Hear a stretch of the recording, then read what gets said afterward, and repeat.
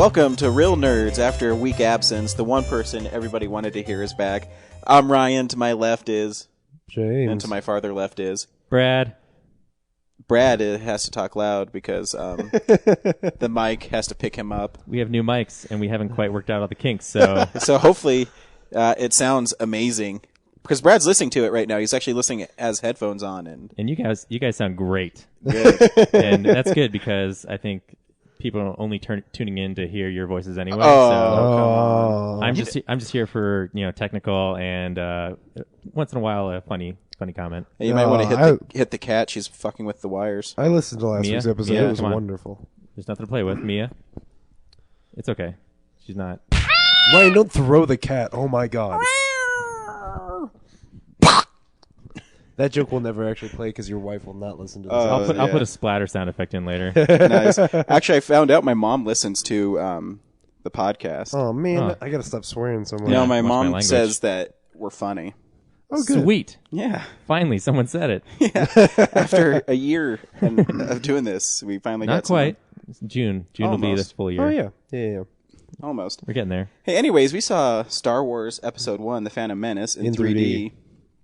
Yahoo. I said it at the same time you said it. So It was like it was in audio 3D. It was. That was amazing. We just mind-fucked. We just audio-fucked your ears. Well, not really, because we record this in mono, so this doesn't do anything to anyone. We record in stereo, and it gets compressed to mono, so people don't have to wait longer to download it. Wow, you always looking out for our loyal listeners out there. That's right. Thanks, Bradley. I am a Jedi of audio.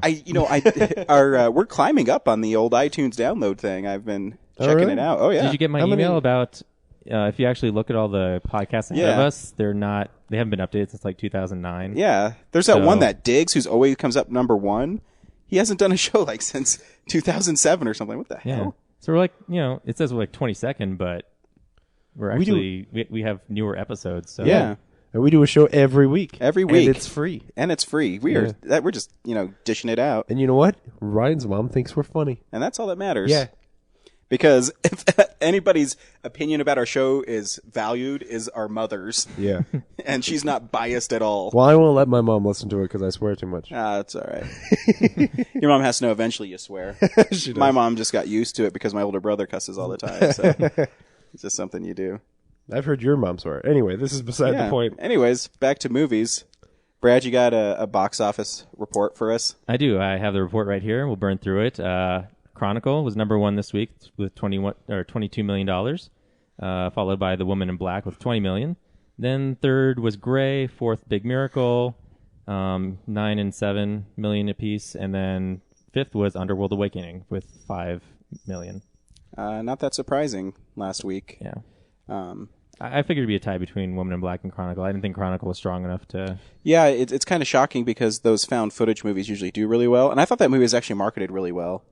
But I guess it's because it was reviewed better than The Devil Inside. It didn't do as well in the box office. Did you see the viral thing about the balloons in New York of the balloon people? They were kites, yeah. Or kites or something? They were little fiberglass people-shaped planes or something. Yeah, they were remote-controlled like kites or planes or whatever, and they were shaped like people so that if you looked up, there were a few of them, and it looked like Superman or somebody like Superman was flying around over New York. It was really cool.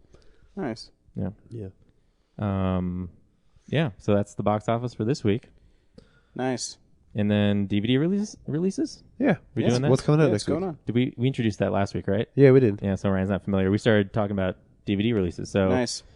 This Tuesday, the Valentine's Day, February 14th, you can look forward to picking up in your DVD store.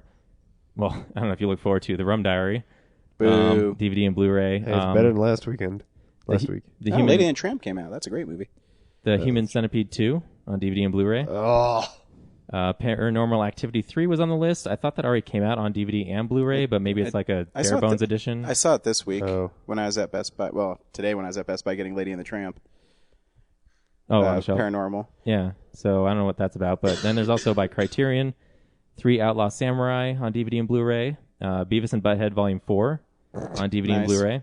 Ryan, Friday the 13th Ultimate Collection on DVD only, unfortunately. Yeah. Is that just the first one, or is it like all together? Which I think includes the remake. Yeah, it does. But I'm waiting for them to release them all on Blu-ray, which is really a bummer this isn't that a they Blu-ray don't. version? Not yet. Yeah, I don't know why. I mean, eventually, What they're yet? going to, but What yet? I don't know why they're holding back. I know, and they've released. How many No, times have they that was a- re-released Friday the 13th on DVD? Countless. That was a Jar Jar Binks quote. What yet? And then Hawaii Five-0, the first season on Blu-ray. Nice. Dude. With the So, new Hawaii Five-0? Yeah. the Well, new you only one. want to see season 2 because Terry O'Quinn is in season 2. So yeah, that is yeah. the DVD roundup. We haven't found a name for it yet, but Well, you can I think you just called it DVD Roundup. DVD roundup, and then you can add some my sound effect going. Yeehaw! There you go. That's pretty good. Yeah. it's settled then. I will add that. Nice, So that's that. cool. So now it's back to old, reliable, real news. It's real news. See, when he says real news, he doesn't say it like Joe says it. I made that mistake last week. Where I said real news funny. Oh yeah, Yeah. I He saved copied that. Joe. I saved that for Joe. I want that to be Yeah. like his thing. Well, I'm not a professional podcast host like you are. Oh, I'm by far not. I just Brad, you got new news? I'm going to start with me. Yeah, I got. No, don't know. actually, I don't have news. Sorry. what a I start. floppy I, donkey. I dick. start with you guys because sometimes you'll bring up things that I was going to bring up anyway, and that way it seems like we all brought things to the table. But if you're not going to bring anything to the table, Ryan? Oh, you know what I'm going to talk about because I was gone a week, and I'll bring up Spider-Man. So they released the second trailer for Spider-Man, and It feels like the first real trailer. oh yeah, definitely the first real trailer. Because the first trailer was that whole first-person thing that was just like, we're making Spider-Man. yeah, You know? which actually doesn't look that bad in 3D when you see it in 3D. No. But no. anyways, yeah, I mean, it shed a little more in the story, but it also brings up some questions that I believe wholeheartedly they're not going to kill Uncle Ben in this version. Why didn't they just start with him dead? Why didn't they just start with Uncle Ben is dead? We all know Uncle Ben dies. Yeah, So they could have just not had Uncle Ben. yeah, Then Martin Sheen wouldn't have anything to do. yeah. So what? Poor Martin Sheen. But Mar- there's a couple interesting things. One, it's for sure that you know that Gwen Stacy knows Peter Parker's Spider-Man. Right. Because there's 2 or 3 shots in the trailer where he's like jumping up things, and he says that I have to go because I helped create this. Right, exactly. Yeah. But there's actually a couple interesting things that I watched it so much because I was in West Virginia and nothing else to do. Because I was really fascinated with some aspects of the trailer, and one of them is because he said I helped create the lizard. And if you look, there's about a 5-second scene where there's a huge math problem on a board, and Dr. Connors and Peter are standing next to each other, and Peter fills in the missing part, which I think was in the briefcase. That was He finishes his father's work. Yeah, dude. and his dad purposely hid it so Dr. Connors couldn't complete his lizard transformation or the lizard. That's my And then opinion Connors on- killed his father.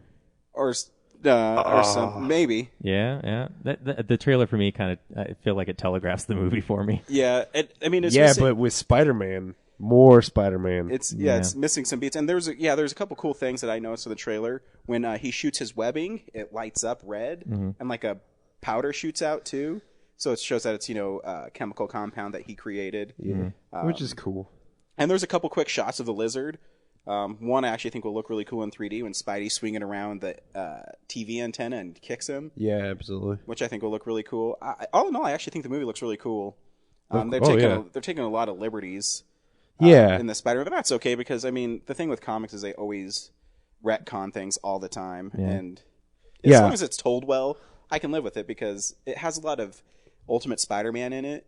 But the one thing I did like in it that I love the Sam Raimi Spider-Mans, but he wasn't quippy enough. And one of the first scenes of Spider-Man, he's sitting in a back seat and he says, "Really, you think I'm the cops and I'm dressed in a red and Skin tight red and blue suit, yeah. And Dennis Leary's pretty good as Captain George Stacy, Sure. And it seems like he's in it a lot, too. Yeah. Yeah. Like he's more than James Cromwell was.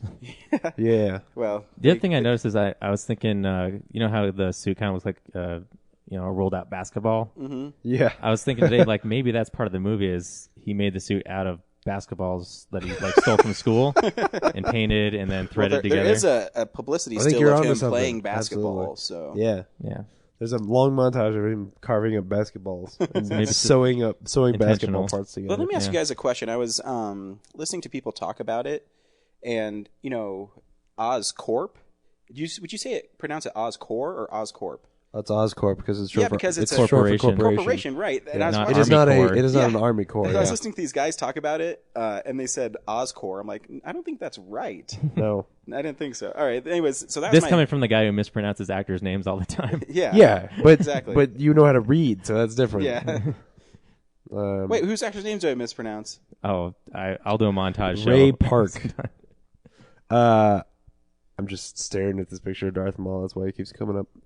Lost in his eyes. Yeah.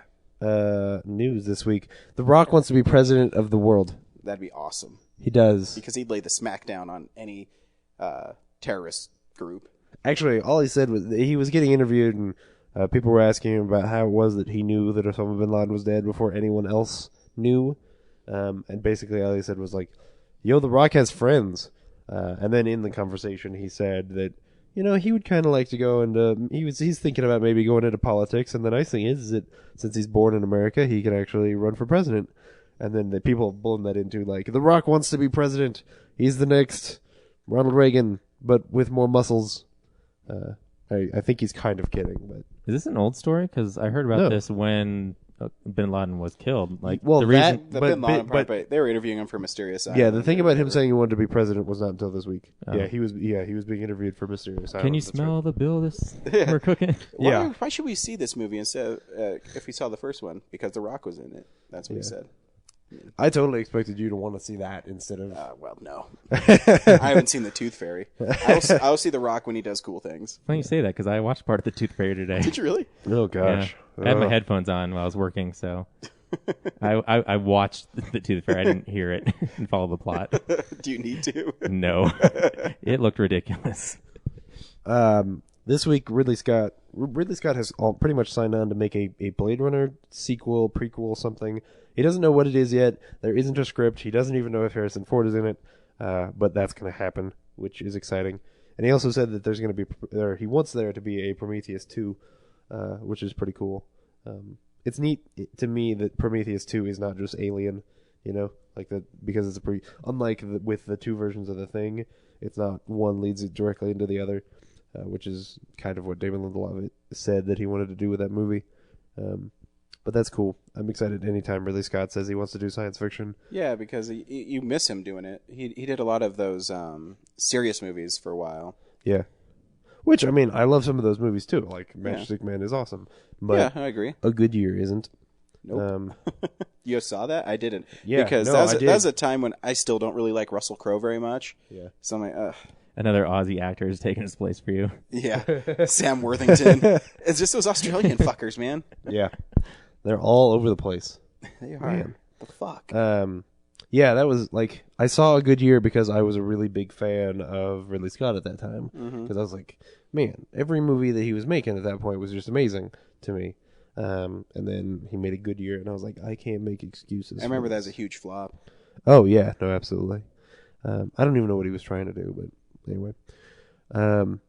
This week, we got a Bourne Legacy trailer this week, which there's not much to talk about except that for some reason there's a little scene in the trailer where they're like injecting him with stuff as if he's Captain America or something, and it's not like everything else about the trailer seems fine. It seems like, okay, more Bourne, but Matt Damon's too old. But I don't think want Jeremy Renner is as old as Matt Damon, or older. 'Cause I think he's 40. How old's Matt Damon? 39, 38? Yeah, he's probably somewhere around there, but I think I don't know. Someone new. I Physically, yeah, I'm not sure if physically he can really do it. Plus, I think that with Bourne Ultimatum, the Bourne story kind of guess. Oh, it did. ends fairly well. Actually, technically, it ends in the Bourne Supremacy, but because all of Bourne Ultimatum takes place in the last 10 minutes of Bourne Supremacy. Man, those movies are cool. They are cool. Did you guys know that Han never shot first? I did. I read that interview with George Lucas. This is maybe the dumbest thing George Lucas has ever said. Really, I actually Like, thought it he really- made a good point in that interview, though, because he said that directors tinker with their movies all the time. Which I was thinking, I said, you know what? He is kind of right, because Apocalypse Now has been cut like 3 or 4 times by Francis Ford Coppola. Yeah, I think it's an overstatement to say that they tinker with them all the time. It I is, think but that- I think they do, though. Yeah, If they have the opportunity directors to. do it. I think he does it too much. I think that sometimes when directors do it, it's because there are things that they lost or things that they think they'd like to put back in there. But changing the problem for me is that George Lucas fundamentally doesn't understand that scene and what that scene actually is. And he wrote it at one point. Like I don't believe him as he says the things that he said. But the scene itself, the one you're talking about, I mean, I've just rewatched the trilogy, and of course the only one you can get on Blu-ray is the recut one. But he shot, because the original one isn't shot so far away from him, right? And so he obviously shot coverage for that. So maybe he did. I'm just playing devil's advocate. I know. I think the way if you watch the two right next to each other, I think that it's clear that he like fiddled around with it and tried to take shots from earlier and use them again, and then added in this weird CG stuff. And the problem is that in the interview he says, you know, there are some people out there who want Han Solo to be a cold-blooded murderer, and that is a gross misunderstanding of what is happening in that scene. That is like saying that Indiana Jones is a bad person because he throws sand into Nazis' eyes so that he doesn't get the shit kicked out of him and then die. Like, Han Solo shoots Greedo first because otherwise Greedo, a assassin, will kill him. It doesn't make sense that Greedo, who is paid by Jabba the Hutt to kill Han Solo, misses Han Solo from 3 feet away. That's what George Lucas doesn't understand. Like, he's not actually listening to people who are saying, like, no, what you did was fucked up and stupid, why don't you fix it? He just says, like, no, that's what I wanted it to be from the beginning. And then he's not hearing the message that people are saying. Yeah. Well, you know what's weird is I haven't seen that scene in so many years. I don't remember how the original scene goes. I just watched it this week because in the article on Slash Film they posted a YouTube video of both versions. No, and I could go back and watch it that way. Oh yeah, no, it's very clear if you watch the original version. Like, oh yeah, this is a really fairly well cut like scene where Han Solo shoots this guy. I guess, and especially since that's when you meet him, you kind of don't want to trust him right away. Like you want Han Solo to be a character that has to earn your trust over time. You know, I guess you're right. You know, when I rewatched it on Blu-ray, that scene is kind of cut sloppily. It is like the new one. It seems weird because it's really close and it cuts away, then it goes close again. Exactly. So you're like, yeah, because what he's doing is he's taking a shot from earlier. Because when he made that scene, he knew how to direct, and so the way that scene happens is there's an establishing shot where you see the two of them at the table, and then as they converse, the shots get a little tighter and a little tighter and a little tighter, and we see like close-up shots of him pulling the gun, and so the tension starts building as we get closer and closer, and we can see less and less. But then what he does in that version is he goes back to one of those earlier establishing shots, throws in this little clip where there's like Greedo's bullet flies across the table, and so it doesn't even make sense in the language of the film and the language of the shots that he set up 30 years ago when he made that movie. It's stupid. He's an idiot.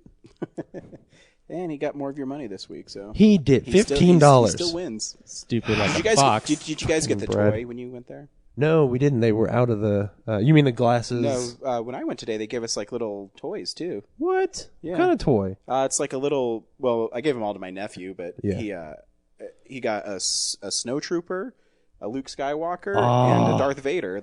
So they were real Star Wars toys. Yeah, they're little miniature ones that they put inside these clear Death Stars. They're like really cool. That's really neat. But I guess you can collect them. I don't know. I was just hoping to get the pod race glasses, but we didn't. Because Brad wanted to wear pod race 3D glasses to every 3D movie from now on. That'd be awesome. Yeah, when I was there, they said the lady there said they only got like 100. Yeah. Oh man, that's stupid. That's like one showing. Also the midnight showings. Yeah, Thursday night. Oh well. Oh well. Anyway, that's all the news. Cool. So I guess we'll go into what we've been watching. I watched a shitload. Yeah, why don't you go first? Because you've been gone for 2 weeks. Yeah. Well, I'll start with movies I watched and movies I saw in theaters. The day before I left, Laura had to go do a test, and I was here by myself, and I was really bored. And I looked online, and A Dangerous Method was playing at the Mills, and so I went and saw it at 11 o'clock in the morning on a Tuesday. And You're old. I was the only one in the theater. Wow. It was amazing. I've always wanted to experience that. Because I seriously sat right in the middle. Did you take your pants off? I should have, because Keira Knightley's naked in it. No, I don't mean to be crude. I just mean like relax.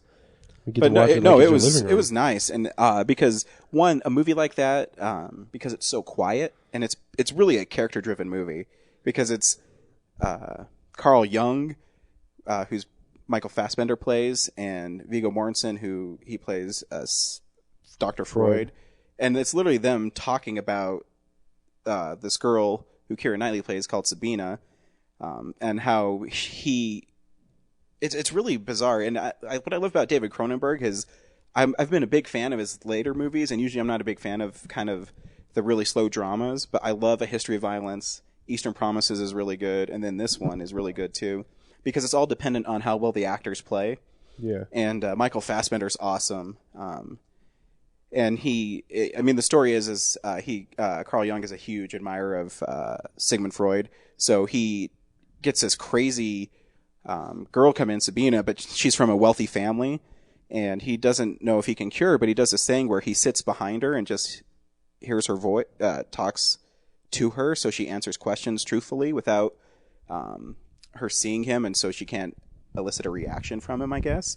And it's and then when Freud hears about this, they never met, but he's an admirer of him, and they start becoming friends, and it's about how their friendship deteriorates, and how Dr. Jung kind of falls in love with this girl, because behind her craziness, she's actually she's really smart, and she actually becomes a doctor herself. So it's like kind of the birth of psychoanalysis, and it's really interesting. And I don't think it's for everybody, but I really like the actors in it, and I think Cronenberg, even though it's a really kind of slow moving movie, he knows how to put the cameras in places. And because I was by myself, it was awesome. And I didn't have to worry about, because especially a movie like that where old people do go in there. Yeah. They say, oh my God, he's whipping her. Why is he whipping her? Who is that? Oh, yeah. Because, Keira Knightley still has problems, and Dr. Jung kind of takes advantage of her because of it. But you should see it. Yeah, you should see it because it's interesting. So cool. I don't know if you can see it in theaters anymore. But I think so. I don't think it's disappeared that quickly. Yeah, it's still out there. Yeah. So yeah, I should check it out. And then I also saw The Woman in Black, which is all right. With Harry Potter. With Harry Potter, Yeah, but doesn't he have kids in that movie? he has a little boy who's only 4. So and it takes place in Victorian London. So if you married young then and he's 23, it makes sense to me that he had a kid when he was 18. Yeah. The story is he's a young lawyer, and his wife died in childbirth, so he has to take care of his kid by himself. But he's also about to lose his job at this law firm, so he gets picked to go to this rural town that this lady just died at. And when he visits the house, he sees a woman in black, standing outside. And when is she a ghost? She is, but he sees her, and of course he comes down. He's like, "Hey, who's there?" and whatever. And then nothing really happens forever. He goes back to town, and then all these kids start dying, and it's That's really so funny. And it's actually, there's some really creepy moments in it because, the premise of it is that every time children see this woman in black, they kill themselves. Like The Ring. Yeah, there's a really horrific scene where he comes back again because he's doing this job because he wants to, so his son has a place to live. And if he doesn't do it, he gets fired. So he comes back and this house is on fire, and he's able to get in, and there's this little girl, and she's just sitting there standing. And as he's like, "I'm going to come get you." And then she just looks at him all deadpan and throws fire on herself, and she burns up in fire. Oh, shit. And you're like, whoa. So, and it's shot beautifully. The film is beautiful. If it wasn't some... it's not the greatest. I always have a problem with ghost stories sometimes because they do those scares where it's boom, yeah, and then it's nothing. There's a lot of noise and there's a shadow in the back. Yeah, but actually, that's actually how they did the director did a really cool thing where he would purposely frame actors in corners of the frame so you'd see things and you didn't know if it was playing tricks on you, and every once in a while it would move. And so there's really cool moments in it, and I you can rent it. I don't think you have to rush out to a theater and see it. Yeah. But it moved really slow, and I kind of sometimes I miss horror movies like that where, it's all about kinetic cuts and blood splattering and Daniel Radcliffe's good in it. Cool. So yeah, I should see that. I saw 15 episodes of The League. You finally started watching it? Yeah. And I knew I should have started that show's watching pretty it. funny. Some of the episodes are missed, but I really like Taco in it. Yeah. He comes. My favorite moment of any episode is he gets, what's that Japanese weapon? A nagata? Yeah, A nagata? Something like that? Naginta. And it's basically a spear that has a sword on the end. Yeah. And he comes to a playground On a motorcycle. and he's like, Kaya! And all the guys are like, dude, what is that? It's a short sleeve plaid shirt. I wear them all the time. And then all the guys are talking in their bar, and then the camera cuts and Taco's behind him. Like, oh shit, where'd you come from? The bathroom window? It's totally stupid, but there's some parts that are just really funny in that show. And I can't believe it's actually on normal TV, to tell you the truth, because it's pretty raunchy. Yeah. And I mean, they say things like cock and dick. But yeah, it's And pretty. shit. And shit. Yeah, it's pretty funny. I think it's on late at night. Oh, it has to it's be. on after It's Always Sunny. Yeah, it has to be. But it's pretty funny. Yeah, I like and it. And it's different. And you didn't think they could have a whole show based around fantasy football, which it kind of is, but it also isn't. So you've watched 15 episodes, so you've seen most of season 2? Yeah, I think I have like 3 episodes left in season 2. I like Ruxin's brother-in-law, El Cunado. Oh yeah, yeah. What's his real name? Yeah. I forget. But like, yeah, when he gets into the league and yeah, he then shows up in Vegas. He's yeah, like, it just shows. what's this you got here? He's like pointing to the fantasy board. What's this you got here? You know, there's girls behind you, right? Yeah, I love that he sits on the cocaine Toilet seat. toilet seat, and he takes a whole bunch, and he goes and has sex with that one guy in the back of a car Yeah. because the one guy's a sex addict. It's And he gets turned on by the weirdest things. yeah, it's Hey guys, I found my new turn on. It's what is it? Guys with facial hair. yeah, guys with facial hair. It's a pretty risque show, but it's fun. Yeah. And I guess just really quickly, I saw Chaplin because I've been on a really big Robert Downey Jr. kick, and he's really good in it. Mm-hmm. Yeah. Like the movie's okay. It's kind of like some biographies where they're kind of hokey at some points. It's kind of boring in places. Yeah, but I think he's amazing in it. Yeah, and that's what I saw. I saw a couple other things, but I forget. Well, you saw Kevin Smith. And, Oh yeah, I did see Kevin Oh yeah, Smith. tell us about that. Yeah, sorry, I forgot about that. But I saw Kevin Smith live from behind. Me and Laura went the night before he left. And just a couple of things of note. You said that it'd be more Red State would be more interesting if the rapture did happen. Mm-hmm. And Kevin Smith went on a 20-minute tell of how that was the original ending to Red State. That his friend, the gay guy who's a bear, what's his name? Malcolm interviewed the original. I can't remember his name. Fred Phelps, and he had an hour-long interview, and that's where he got the idea to make this movie. Is Malcolm gave him the DVD of not edited, just watch it, and then he was writing the script. Malcolm was filming a documentary about something else, about gay in America or something, and he interviewed small town Phelps. gay bar. Yeah, exactly.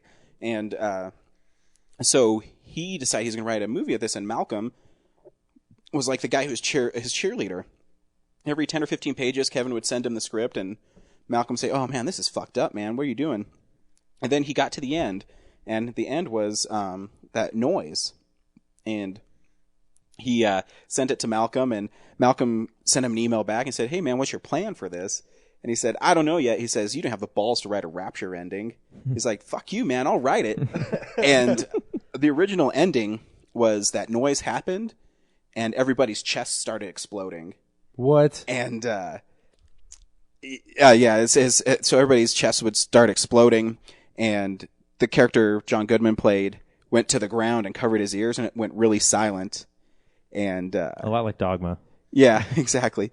And he looked up, and then there was an angel who was stabbing one of the followers of Aben Cooper. Aben Cooper, and with a sword, and blood was splattering everywhere, and he let the guy go, and the angel just went, shh, and it ended.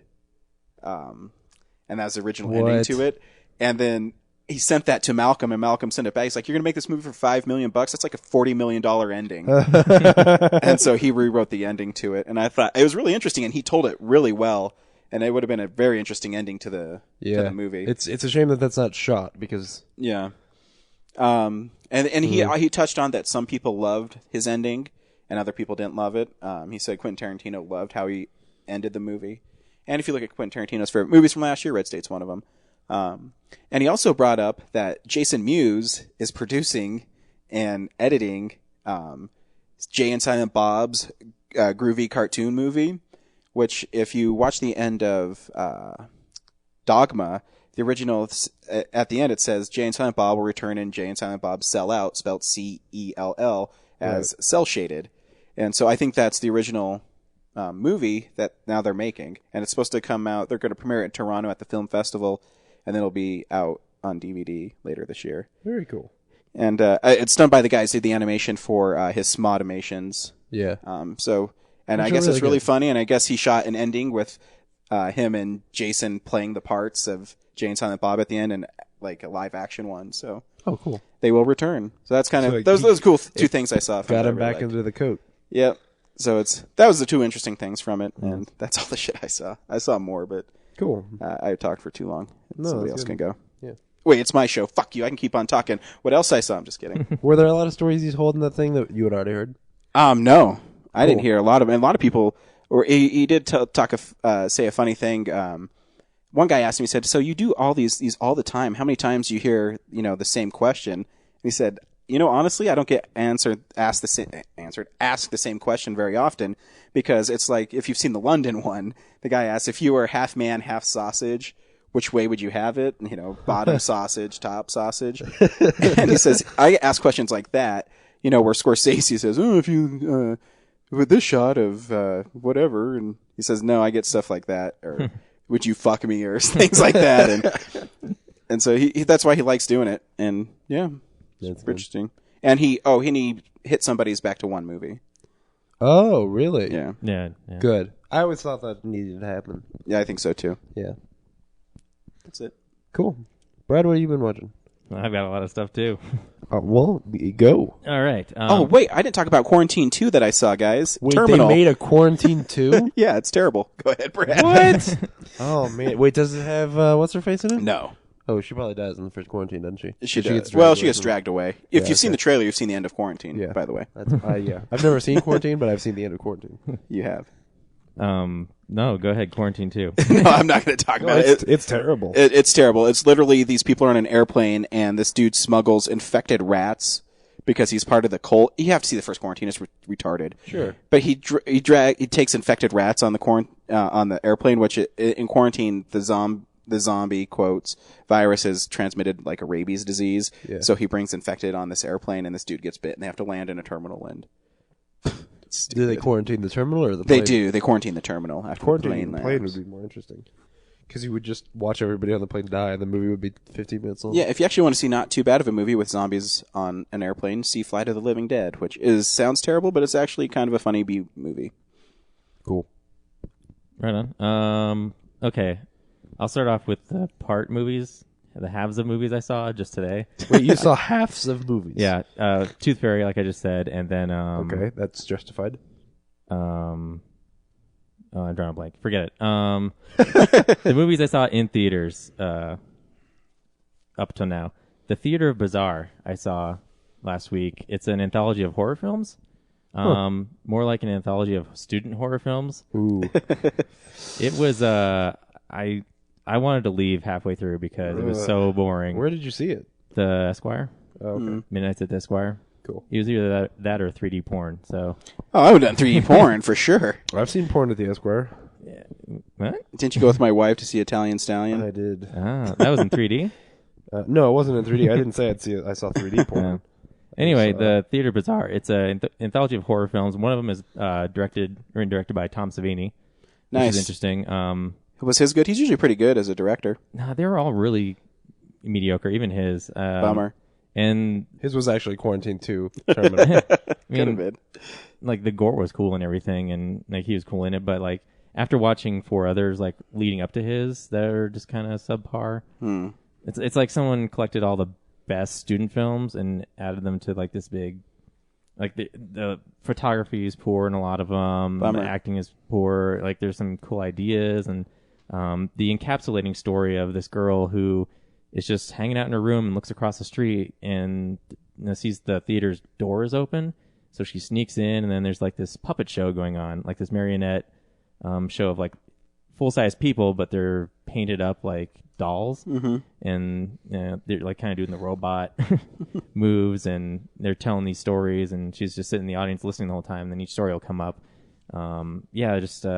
Like also each of the stories kind of centered around a couple breaking up. So the first one is about this frog witch, like this witch who is actually a frog, evil queen thing with 4 tits.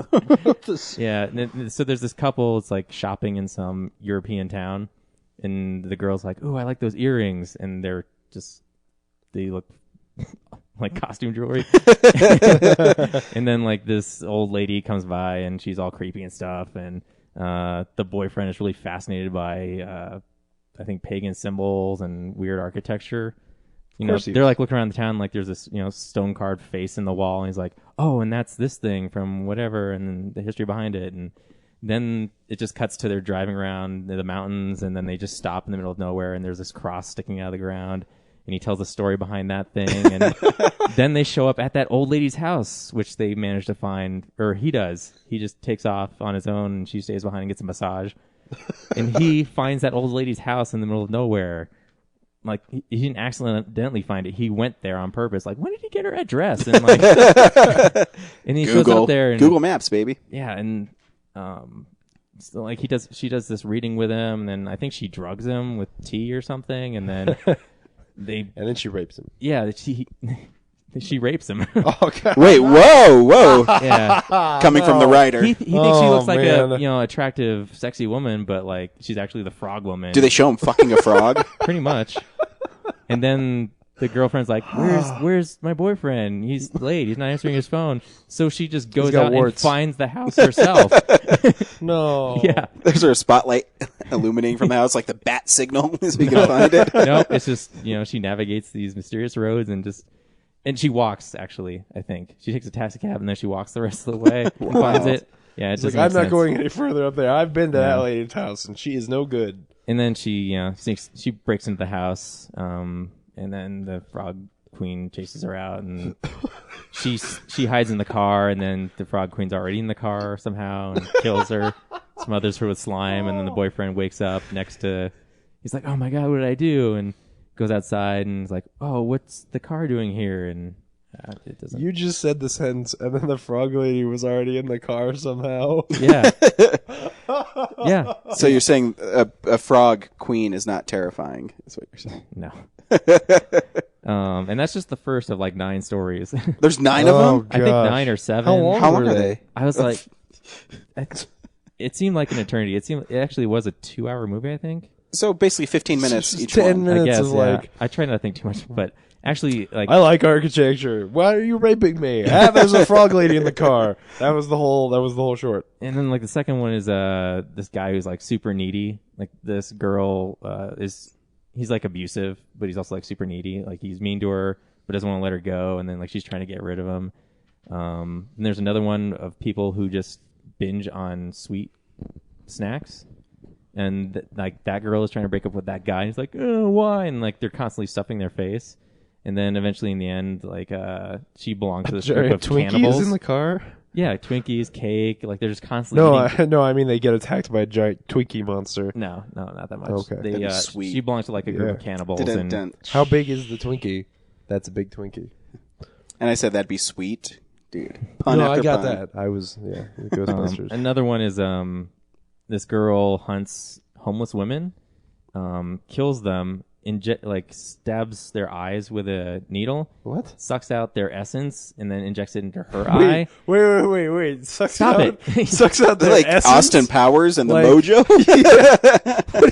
Yeah. Wait, they keep their essence in their. Do you mean it sucks out the stuff from inside their eye, or sucks out like their soul? Yeah, their soul. Like she injects in her eye, and then she can view their entire life, and then she writes down everything she learns, and keeps a journal of all these women's lives. What? Yeah, dude, I can't. Don't ask me to explain it. This is just what I saw. I didn't ask you to. You are volunteering this information, and I am only trying to understand. What's the other thing? When you said she sucks out their essence, I was like, what? Yeah, well, there's eye goo, and No, then somehow it goes I into, understand yeah. now. Yeah, Yeah, it's I guess. yeah, it right, was what really else boring. I was like, I can't believe I'm actually sitting through the whole thing. I got this far. I might as well see. Actually, One of one these woman. has to be There's like redeeming. 5 of us in the theater, and one woman actually just got up and left. So everyone else stayed. Oh, It was man. like it. The other 4 people in the theater were the directors of the shorts. See, the thing is, I went that night because like the week before, one of the actresses was there, and then one of the directors was supposed to be there this week. So I went, but it wasn't Friday. It was for Saturday. So I saw the wrong one. Yeah. So that was kind of a bummer. But I wish I'd been there so they could explain kind of what they're going for, because it just seems like I went and saw like one of my college shows where all the students put together their reels, and yeah. Weird. So that was one thing. And staying on the horror aspect, you were talking about like ghost stories. I also saw The Innkeepers. Oh, I yeah. wanted to see that one. I like Ty West. Yeah, I like The House of the Devil.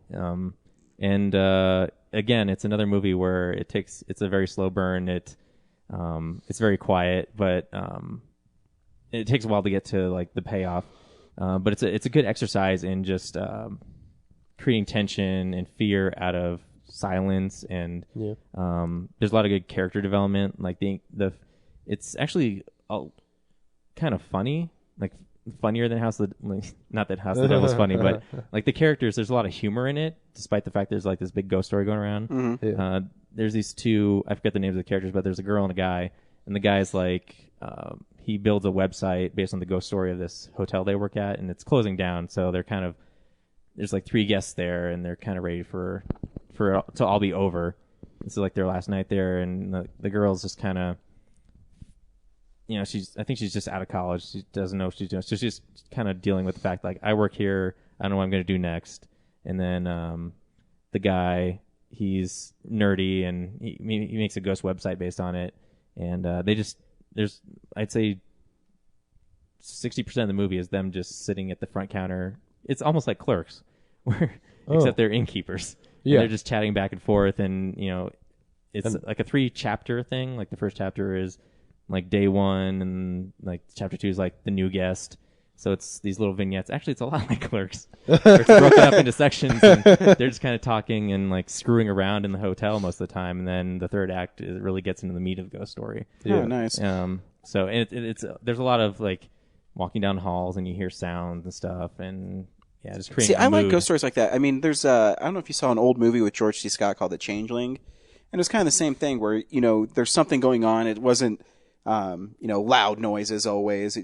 There's like that uneasy tension in it where you think something's happening, but something might not be happening.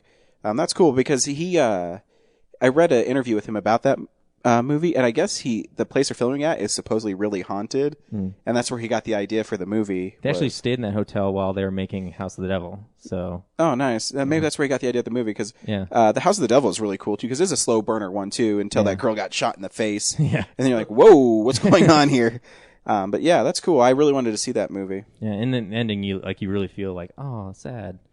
Nice. So because you actually spend time with those characters. like you care about the characters, yeah. Like the girl is really charming. When she gets scared, like all the dummy scares that happen. Yeah. They play them off as like really, oh, that was ridiculous. Why did I get scared by that? Yeah. Type thing. I might go see that tomorrow then. Yeah. I recommend it. Yeah. Then I watched most of Four Lions. You heard Four Lions? Is that the I've Haley heard of Joel Four Lions. Osment one with No. Michael Caine? No, that's Secondhand Lines, which is great. This I heard about a long time ago. It's a movie that's like a comedy of jihad Oh, extremists. yes, Four Lines. Yes, I knew the title. Yeah, it came up on Netflix, and I was like, that sounds familiar. And then I remembered, it is controversial because people, were like, should this be funny? Like making Right. fun of, these terrorists, and certain parts are funny. It's the story is these British guys want to join jihad, and they're a bunch of bumbling idiots. There's one British guy who just grows a beard and tells everyone what to do. And they eventually get to go over to I forget what country they go to, probably Afghanistan. And the part I left off is like the funniest part I thought was they always screw something up, so the rest of the group goes off to actually fight some battle somewhere in the mountains, and the other 2 are left behind to just like take care of stuff. And then U.S. drone comes by, and they're like, "Oh shoot, we got to take it down or warn somebody." And so one of them like grabs a rocket launcher out of out of the supply thing and starts to like aim it and then shoots it. But he is pointing it backwards, so it shoots into the mountains and kills the rest of the group. And so then they have to go back to Britain because they got nothing else to do. Yeah. And then the British guy who has the beard and just acts like he's in charge. Yeah, he's constantly talking down to everyone, and so they get fed up with it, and they just tie him up and they throw him in the trunk. And then, as they're arguing in the front, like he bursts through the back seat with just his head and starts ordering them around. It's really goofy. It's like I'm not sure if I should enjoy this or not. It's kind of just all over the place, but I'll finish it later. So. Wait. Did you not finish it now? No, I Oh, that was one of the movies that you half saw. Yeah. Oh, okay. Yeah. All right. So we'll talk about the end of Four Lions next week. Maybe. I think it's worth talking about. To be continued. Yeah. Yeah. Cool. So it's really only 2 lions right now. Yeah. That's a terrible joke. I don't even know if they explain what lions, like what the 4 lions. Are there 4 of them? I'm guessing. And they are like lions. I was also like half paying attention to it too. So, so there's like 1.5 lions. Yes. Oh man. So yeah. Is that it? Yeah, I think I'm missing something else, but whatever. James, what did you see? Well, just a couple things. I'm gonna skip over the first 2. Sort of. I rewatched Gosford Park because I've been watching so much Downton Abbey, and I was like, I need to see Gosford Park again. And that movie is great. If you have not seen Gosford Park, you should check that out. It's a pretty cool sort of, like, it is a murder mystery, but it is less about the mystery and more about the historical aspects of that movie. I also watched Raiding the Lost Ark, which is a documentary. It's on the internet for free now. That this guy's been working on for years. That basically what he did was there's a term for it now, and I can't. I think it's filmumentary. Basically what he does is he plays Raiders of the Lost Ark and then overlays things onto the movie. So like the whole movie is still in order, but you'll hear commentary bits from different sources in the background where, like, you know, some interview somewhere where Alfred Molina is talking about the opening scene will be playing, and then they'll cut to a bit of interview from Steven Spielberg in 2006 where he's talking about the opening scene and things like that. So they're getting different sources. There's also some text on the screen that'll tell you different fiddly bits about the movie. And then sometimes when they have footage from the making of the movie, they'll cut that on top of the movie. So you're sort of learning about the movie as the movie's still going on. So it's like you're still watching Raiders of the Lost Ark for the most part, but you're also watching a documentary about the making of Raiders of the Lost Ark. It's like the coolest commentary that any movie could have. Yeah, I was actually going to say that's one of my favorite features on Warner Brothers movies on Blu-ray. It's called Maximum Movie Mode. Yeah. And when you watch it, it's not as intricate as that, but they'll stop a scene and it'll go to the director. Like I saw the Zack Snyder one for Watchmen. Yes. And he'll explain why he shot it this way and this way. Then he'll go back to the movie. And, right. But it's not as intricate as that. That sounds cool, though. Yeah, it really is. So if you were as big of a Raiders of the Lost Ark fan as I am, you should check that out. You should be. Yeah, I mean, it is the best movie ever made. So the 2 actual things that I watched this week, though, I finally saw Midnight in Paris because it's out on DVD now. Mm-hmm. Because it has been for a while, but I saw it. It's nominated for Best Picture. It's a Redbox. Yeah. About that. Is it a Woody Allen thing? Yeah, it's really Woody Allen. I think if you like Woody Allen, you will like this movie. I am not really. And if you like 13-year-old girls. Hey, Woody Allen. There were moments smash. in this movie How where old I is was that like, joke? Anyway, I don't know that I liked it. Because I was an English major, I feel like I'm a bit prone to enjoying the things about this movie that are super pretentious. Because basically the story is this guy who he and his fiance are in Paris, sort of on vacation, and he thinks Paris is fantastic, and he's obsessed with Paris in the 20s. Like, he just thought that Paris in the 20s was the coolest time ever, and he wants to move to Paris. And he is Woody Allen. Like, it's the character is played by Owen Wilson, but the character is Woody Allen. Like, he's a screenplay writer. He has made all these movies. He's really famous and has all this money, but he is also like eccentric, and nobody really likes him. And anyway, And then one night he's wandering around Paris, and at midnight this taxi drives up that's clearly a 1920s coupe, and he gets into this taxi, and it takes him into the 20s, and he hangs out with, Hemingway and F. Scott Fitzgerald and Zelda Fitzgerald, and those parts, some of those parts are really cool and fun. Some of them are like caricatures of these historical characters. Mm-hmm. Like when he meets Salvador Dali, basically Salvador Dali is played by Adrian Brody. He's just like, oh, he's kooky because he was a surrealist, and he says rhinoceros a lot, and he says it funny, and he says Dali a lot because that's his name. But the scene doesn't really it conveys its story in the most straightforward way, where it's like, oh, now the character has to learn this lesson in the most obvious way he could. Like, he even comments on, like, oh, wait, I'm learning this lesson now. Like, the screenplay is so transparent that it doesn't feel like an organic story. It feels like, oh, yeah, well, this year Woody Allen writes this movie. Mm-hmm. Like, it's...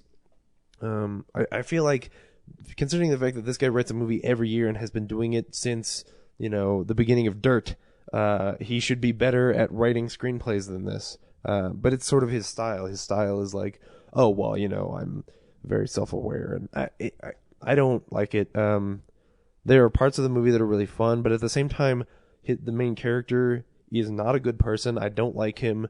The choices that he makes are stupid, and I disagree with them. And then the lesson he learns about, like, oh, well, even people at that time thought that wasn't the best time ever, so I should appreciate my time more.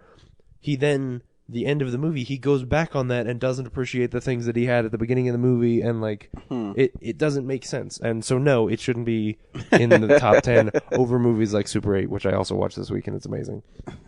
The other thing was The River, which is the new Steven Spielberg TV show, that it's filmed like a found footage movie.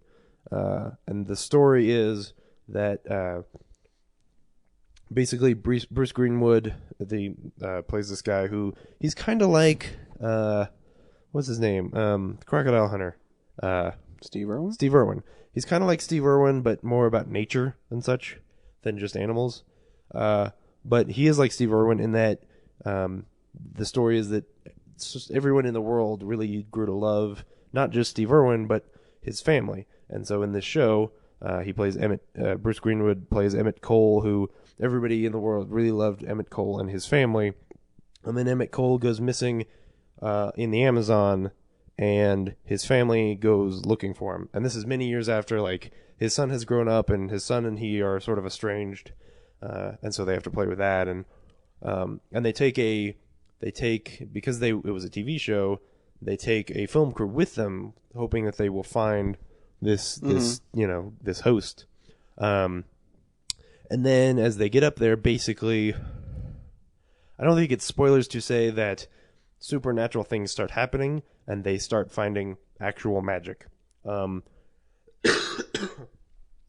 show, like, the found footage part is pretty cool. The characters are fairly decent based on, I expected less, and I think that the acting is good enough, and what they do with the first two episodes based on, like, it's really episodic, so they do a good enough job.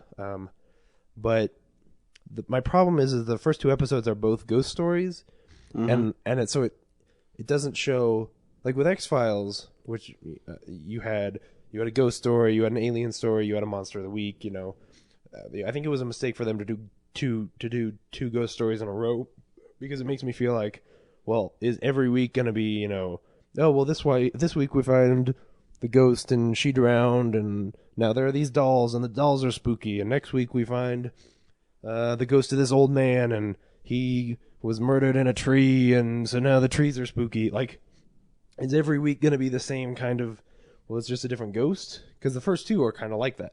The first two are like, this guy died and we released him and then we got to catch him, and then the drowned girl one is the second one. But it's still pretty good. People should probably check it out.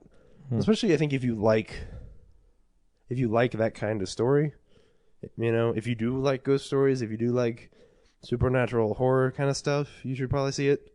It's definitely interesting. It's at least fresh, Yeah. It's not the same wolf show. There's a lot of people been saying about it that, it's trying something new and it's a little different. And Yeah. It's better than Alcatraz. Hmm. But anyway, that's what I've been watching. I actually remembered one of the things that I forgot. Sure. I don't think any of you have been following the season's Office. No. Well, I just want to say that I have, and this week's episode was really good. I kind of wish I've been rewatching it like as I go to bed lately, and probably when I get done, if I catch all the way up, I might go ahead and watch this new season. But yeah, they're finally like the first half before the winter break and everything. They've kind of been dicking around with all the characters going to these different parties, like doing stuff outside the office. Trying to, now that the dynamic has changed, I guess the writers are trying to find new dynamics by putting everyone in these weird situations. And now they're finally at the same time, they're littering these little threads in each of the episodes. And the last two episodes, they're finally pulling all those strings together. Gotcha. And the end of this validates a thread that I thought was just a red herring, but they're actually following through on. Huh.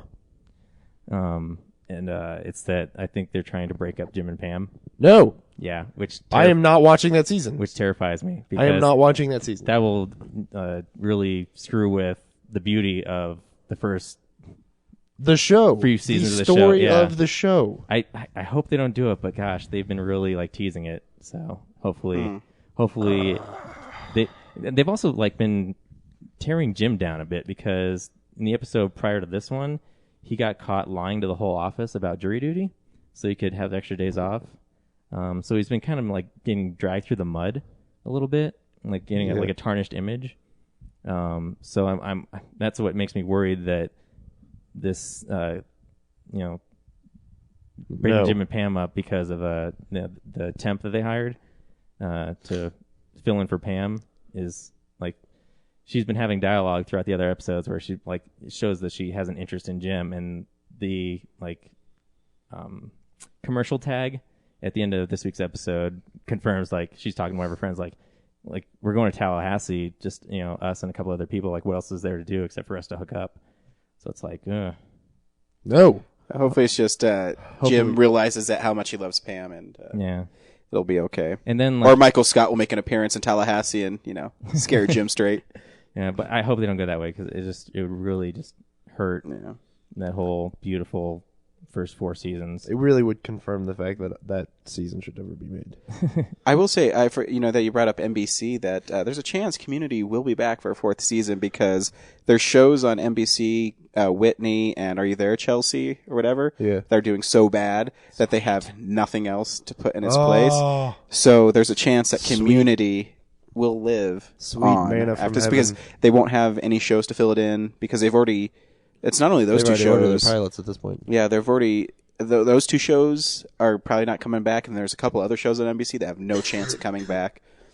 At least one season. Oh, At wow. least one. Just just full 4 one more years. They season. need 4 years so Jeff Winger can graduate and then make Yeah. Annie his secretary or something. I don't know. Yeah, oh man. So I was reading that online on Variety, and I thought it was kind of interesting, because they've done a lot of those save Greendale PSAs and Yeah. Did you see the one that was just Donald Glover sitting on a couch, and at one point he's like, everything is falling apart. Nobody has died in 48 hours because Community's not on the air anymore. Oh man. Yeah, Donald so we Glover's hope great. so. Keep your fingers crossed, and that'll happen. And again, if you're not watching Community, watch Community. Please help it out. Uh, So this week we saw a re-release, kind of Star Wars Episode 1, The 3D Phantom conversion. Menace in 3D. Brad, should people go see The Phantom Menace in 3D? I actually didn't think about this question yet. be honest. You know what? Why not? You've seen it twice, so I knew your answer was going to be yes, James. No. Me? You shouldn't go see this movie in 3D. Absolutely not. Yeah. And now, I want to say this before we do the trailer, even though there's no reason to do spoilers for this movie, but this is the best of the prequels, and I'm going to fight you on And this. you are a fucking liar. Roll the But- John Yeah, Williams. high five, James. But still, Yeah. Roll the John him in Williams his score. place. still, there is no reason to pay $15 to You go are see a this fucking movie liar. in 3D. Yeah. John Williams, go.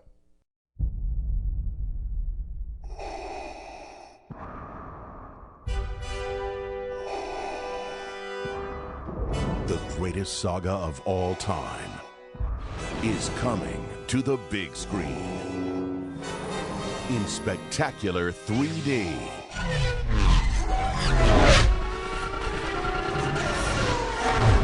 Experience the wonder, You refer to the prophecy of the one who will bring balance to the Force. the excitement, You believe it's this boy? The Force is unusually strong with him. the adventure, At last we will reveal ourselves to the Jedi. At last we will have revenge. this February. Experience Star Wars like never before. Just hang on!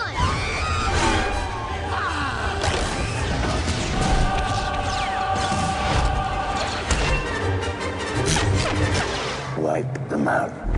All of them. Star Wars Episode 1, The Phantom Menace 3D. Only on the big screen, February 10th, 2012. There's no way this is the best of the prequels. It is absolutely It is the best not prequel. the best of and the prequels. here is why. Hey, you know, This you're on movie- IMDb. You should look up what the other scores of the prequels are. I don't care because here's the thing. Scores? This What? is, I think that the Phantom Menace gets flack for a couple reasons that aren't necessarily its fault.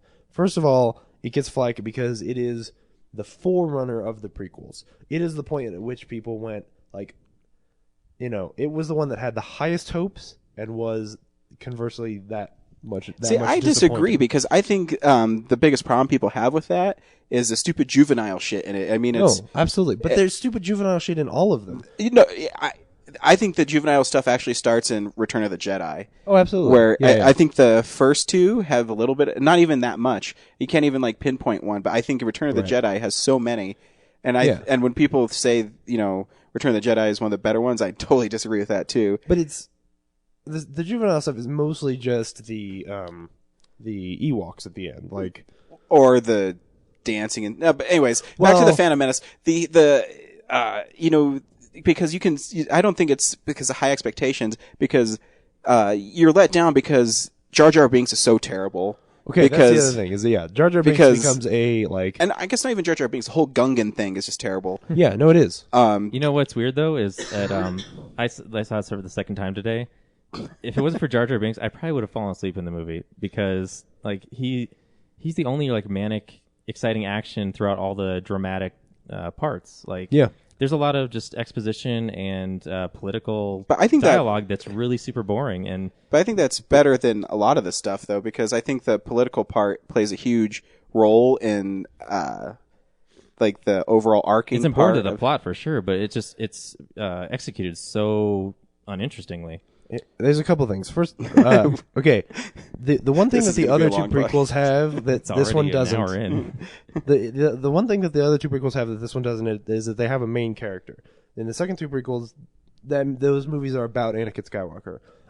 But that is also what's wrong with those movies because I don't give a fucking shit about Anakin Skywalker. I hate Anakin Skywalker as a character. I hate the way he's written. I hate his plot line. I hate the whole like courtship of idiots, as I have recently heard it called, that's in Attack of the Clones, that is just like the most corny, juvenile kind of romance that I've ever seen in a movie. It's borderline Twilight. Yeah, It but, is- but it's, absolutely. But it starts here- in the Phantom Menace. What's but what's the first thing Anakin Skywalker says to Padme?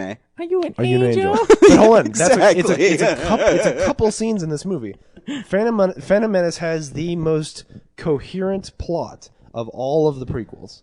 It is as simple as, we're introduced to this Trade Federation on this issue, and they go and they gotta get the queen off of this planet, try and solve this issue, and then they go back and they revolt against the Trade Federation, and they pick up Anakin Skywalker along the way. And especially if that movie had been written better, if the movie had been where I was going was the whole prequel trilogy needs to just be about Obi-Wan Kenobi. Anakin Skywalker should be a footnote in this whole trilogy. It should be Obi-Wan Kenobi, and it should affect the original trilogy in that when Obi-Wan Kenobi dies at the end of A New Hope, spoilers, when he dies, it should be like doubly emotional after you've seen the prequels, because then it's like, oh, not only is he the fatherly figure that he was when I first saw A New Hope, but now he's this character that I've loved for 3 movies. Anakin Skywalker should be like the reason why Obi-Wan has problems, not this rise should be and like fall. Like the rise and fall of Anakin Skywalker is boring. He should be like the bad guy in Chronicle. Yes. I will counter with this too because I've watched them all very recently, and I watched them back to back to back to back. Yeah. And if you watch them that way, it actually the problems people actually have with the prequels isn't as pronounced when you watch them that way, because the whole point of the whole Star Wars saga is Anakin Skywalker is about bringing balance to the Force. It is now. It wasn't after the first 3 movies. The first 3 movies are about Luke. Yeah, I When guess. they came out, that's what yeah. it is. Well, when they came out, Yeah. but when you put the prequels in, now you're dealing with actually Darth Vader, because Darth Vader is the most interesting character in Star Wars. No, I don't agree with that. I mean, Who's more interesting than Darth Vader? Han Solo. Darth Vader. He's more interesting than Darth Vader? I Yes. disagree with that. No, because Darth Vader is just a really good villain. Like He's brooding and dark. But and what you makes want, Darth Vader a good villain is when you find out who he really is. No, yeah, I agree Because with you there. But in the first one, you're dealing with. I mean, they just call him General Vader, or yeah, Lord Vader. Lord Vader. they don't even call him Lord Vader. I don't think, because he's Yeah, they do. Yeah, they do. whatever. He's still a Sith Lord. Because in that one, he's just kind of around and he has all this power. And you're like, where does he get Yeah. this power? The second one, you actually learn that he has a huge fall from grace. Yeah, And then he becomes the most interesting character, I think, in the whole series. I don't know. I mean, like, I understand what you're saying, but he is not the character in the original trilogy that I relate with, that I'm invested in, that I want to see win, that I want to, like, it's not his story that I'm following when I watch those movies. Mm-hmm. You know, like, yeah, I want to know more about him, you know, and knowing more about him says a lot more about my actual main character, Luke Skywalker, and why I'm invested in his story and why that matters. But I don't watch the original trilogy. I mean, I watch the original trilogy partially because it's got a good villain, but that's not why I relate to and enjoy those movies. Yeah. Okay. Anyways, back to the episode 1. But it's just not well done. It really isn't. No, it's not. And when you see it in 3D, was yours really dark?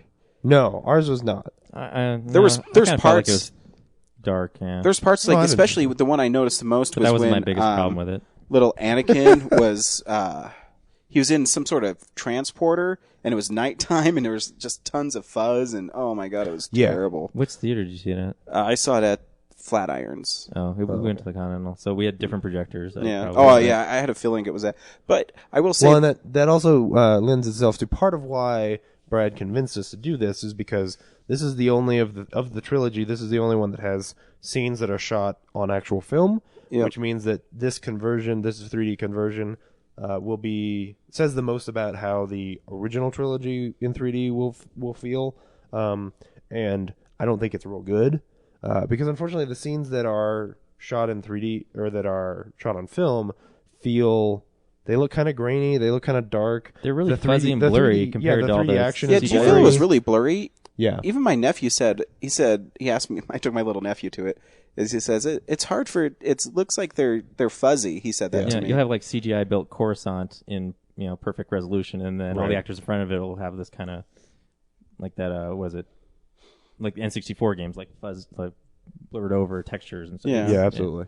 Yeah, it looks bad. It's not. You shouldn't see this movie in 3D. Well, what kind of makes me sad is that I also think that, the reason that they were released in this order may also attribute to the fact that they figured, well, people hate this movie so much, let's spend the least amount of time converting it. So that won't get the first one, and we'll be able to I don't spend know. more time converting the other ones on film. Except that they've been converting the original trilogy for years and years. Like they were showing footage from the original trilogy some years ago. Well, they obviously need more people. time. Well, Yeah. you don't I worry. think It's still 3 years before you see. Yeah. I think New it's a Hope. problem with 3D conversion. I don't think it's like that they didn't have enough time. I think it's that this technology is shitty and the effect is shitty and the movie is shitty. And when you add all that shit together, all you have is shit. There's worse movies, But but There The are. other thing There I are. noticed- No, I agree. There are worse movies. the other But thing I noticed is like nothing is not ever good. jumps out of the screen. Like you get that Yeah. preview of the RPX system where the rain shoots out of the screen. Yeah. You're like, oh, I'm in for some like lasers coming at me, or the biggest glaring thing left out that I noticed was when the the Federation ships, the Death Star style floating ships in Yeah. space. When they explode, like none of the little Yeah, it firecrackers seemed little shoot out the screen. It Like, seemed really yeah. flat. what a perfect opportunity to throw Well, something out of the screen. That's partially because the way that 3D conversion works is they can only kind of give it depth. They can't do a lot of reaching out. That's stuff. ridiculous. The way It's- that filming in 3D will let you. in most scenes, but that's like a CGI built scene. Like they could just throw. No, you're right. They could You're throw right. That's those glow sparks on top of it. Like they've already tinkered with everything else. You know what I did Yeah. notice in it though? The 3D effect I thought was the most noticeable is in the Duel of the Fates when they're running through that kind of cylinder area where they're fighting on the bridge. Yeah. There's lots of lens flares in it that I didn't notice before, and lighting effects. Yeah. I mean, they could have been there before, and they just brought out more by 3D, but Could be, I just noticed them more. It's and the fight. it's one of those things where with another movie you would just assume like, oh yeah, it made the lens flares more apparent. When it's George Lucas, you're like, I don't know, maybe he had lens flares. Maybe he Yeah. likes the Star Trek movie. I don't get it. Yeah, Actually, sorry, a little You tangent. can't trust anything. Speaking of lens flares, everyone gets on like attributes J.J. Abrams to being like the lens flare originator. Go back and look at the first Die Hard. Oh, I'm sure. Oh yeah, It's, No, no, it's it's littered not- with lens flares. It's more, yeah, no. He gets a lot of flack because he uses it too much in Star Trek. I still think it looks good. I do too, but that's a different conversation. But yeah, but I will say this: I took my nephew to see it. My nephew is 4, and I was telling James about this. My nephew had quite the movie experience this week. He saw Jaws and loved it, and because he loves sharks, and he's talking about how he was really happy when Chief Brody made the shark explode. Give us a kiss because I need it. And but we went to the movie, and get this: his favorite Star Wars is The Empire Strikes Back, because he loves Nice. He loves Darth Vader because he has a red sword. But he was, we're sitting in the theater, and we're about 30, 40 minutes into the movie, and it's dead quiet, and he says at the top of his lungs in a cute little 4-year-old voice, says, "Uncle Rai, where is Darth Vader in this movie?" And the whole theater cracked up. And I said, "Parker, he's not in this one, but there's a bad guy, and you'll see him." And when Darth Maul came about, he went, "Wow, he's red." So I think I remember you saying that kids do like this movie, and my niece Taylor went with me, and she's 10, and she loves Episode 1. And my little nephew Parker, when we were done, I asked him what his favorite parts of the movie were, and he told me that he loved when Darth Maul, because he didn't know who Darth Maul was. He loved that Darth Maul had a double-edged lightsaber. He loved the pod racing scene, and he also liked Obi-Wan Kenobi. So it's kind of cool because my little nephew loves that kind of stuff. Now, That's why I like these movies. Like those, like a lot of those elements, like Darth Maul, the pod race, the final lightsaber battle. Like those are really kinetic, exciting. Like Duel of the Fates is the best action And- yeah, scene. and the the- best action scene in any Yeah, Star but Wars the movie. problem and the is- score even. Like none of the other movies have like an iconic piece of music in it. It's all the Well, standard Star Wars music. of the prequels, Yeah. actually, because I own all 3 of the scores, and I feel like when I listen to the other 2 prequels, John Williams is kind of phoning it in at times. He does some weird stuff, especially in Attack of the Clones, like with an electric guitar, where he's just sort of like trying something out, and it's not great. Yeah, it's but see the problem too. This is my problem with the movie. There is those scenes that are really cool, but I think sometimes I think the pod racing scene's a little too long. It seems like it drags on a little bit, and the Duel of the Fates is intercut with the stupid Anakin Skywalker yippee, Amen. and blowing that stuff up. If that stuff wasn't in it, that's the problem. That's why I think it's the weakest of the prequels, is because for every step it takes forward, it seems there's something always holding it back, like how wooed, Oh, no, and yeah. stuff like that is just. And there's one part where I forgot, even though I just watched this movie recently. Jar Jar Binks is this bumbling, stupid ass Gungan, and then he's made a general, and then he's shown like has this huge leadership skills, and then all of a sudden he's scared again. Yeah. Oh my gosh, I can't stand that movie. Oh no! Like all of the Gungan stuff should not be in the movie. But that's part of it is I feel like this is the movie of the 3 that would be the easiest to like if you had a time machine, go back, rewrite this movie and turn it into something good, like Screw entirely Time good. Machine. We could just Like- rewrite it right now. Well, yeah, but I mean, we started to last night, and I really enjoyed it. we did. While we were sitting in the theater before it started, we were talking like, okay, what would we do? Like, oh, we take this out and we do this, and like every time that one of us would mention something, we'd be like, yes, oh, absolutely, oh, it totally would change the entire dynamic of the movie. And you're right, like the way that the whole last 20 minutes is edited is a mess. And if you watch these special features on the DVD, which I have. Man, I've spent way too much of my time in my life watching stuff about these movies. I don't have the Phantom Menace on DVD, but I heard The Journey Begins, or what's it called? Something like that. The Saga Begins is like one of the best documentaries ever on a DVD. It's the first DVD that I ever bought, and I was immediately like, I want every DVD ever, because it is a great DVD. With it, I mean, there is footage of like the first day he started writing that script. You know, like it takes you through the whole process. You get to see them pick Jake Lloyd. I heard that things is when he made the mistake of picking Jake Lloyd from Fort Collins, Colorado. Yeah. I don't think he's that bad, but No, he's horrible. Now he's a little kid. Yeah. I mean, there's a thing there. Like you kind of want to give him some leeway because he's a little kid. He probably has no direction. That's the thing. I put a lot of the weight on George Lucas. I think that he was poorly directed. Like when you tell the kid, like, okay, Watto tells you that you get to go home, and you cheer and you jump off the thing and run away. When the kid then goes yippee and runs off the screen, you go, wait, roll the camera back. We got to do that again. All right, do it again, but don't say yippee, you fucking retard. But that had been written in because he says it 3 times in the movie. No, I know he does. He said, well, no, I think that probably he was supposed to cheer a couple times, and that for some reason Jake Lloyd thought that yippee was something that kids say. Or he ad-libbed it on the script or on the set, and they kept everyone it was in. like, "Oh, that's cute. Let's put it in." I think it's actually the audio, same audio repeated 3 times. It probably is. Do you think they cast him because he looks a lot kind of like a young Mark Hamill? Yes. Yeah. I mean, that is actually exactly what's happening in the featurette where they talk about that. That's exactly what's happening. Is they have a picture of Leia and they have a picture of Mark Hamill, or what's her name? Mark Hamill. Carrie Fisher. Carrie Fisher and Mark Hamill, and he's looking at the pictures. He's not even looking at reels of them acting. He's just looking at their pictures and looking at them in the other room and going like, well, you know, he's got the right facial features, and then he just is like, okay, yeah, that's the one, and then he leaves, and you're like, how is that how you picked this kid? Mm-hmm. Especially because then you pick Hayden Christensen, who doesn't look like he's kind of Mark Hamill, you know. But Hayden Christensen too is a good actor. I don't know. The dialogue. I think he could be a good actor. I think that those 2 movies are written really shittily. They are. But yeah, so I mean, there's just so many parts in that movie where it seems like it's held back. There's parts that are really cool. I'm not saying that. I mean, the movie, you can watch it. I mean, I love Star Wars, so I can sit and I can watch the movie. Yeah. But I just can't stand. And I think Liam Neeson is really good in it. I mean, Liam Neeson's usually good at everything. Yeah, but exactly. Actually, something like I felt like I didn't notice the first time around, or I guess the first 12 times around, was that I feel like Liam Neeson in that movie is actually kind of condescending about his role. Like I feel watching it this time around, I felt like he was actually kind of mocking himself in the movie.